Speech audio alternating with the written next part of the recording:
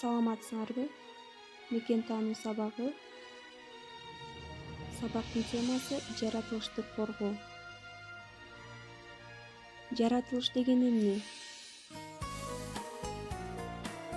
Адам баласы жаратылышты кантип коргой алат? Сабагыбыздын максаты Кызыл китеп менен таанышасыңар. Кыргызстандын коруктары жана экологиясы жөнүндө кененирээк маалыматтарды аласыңар.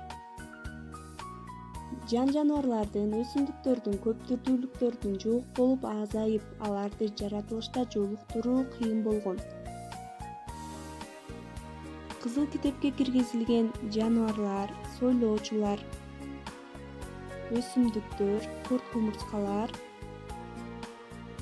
жана канаттуулар киргизилген. Кыргызстандын коруктары. Коруктар деп корголуучу аймактарды коруктар деп атайбыз. Кыргыз Республикасынын мамлекеттик коруктары Жалал Абад облусу, Нарын облусунда, Ысык Көл облусунда, Ош облусунда, Талас облусунда жана Баткен облусунда бар.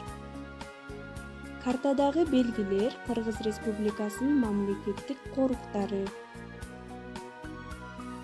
Экология илими бул тирүү жандыктардын өздөрүн курчап турган чөйрө менен байланыштарын изилдөөчү илимди экология илими деп атайбыз. Жандуу жана жансыз байланыштарынын схемасы.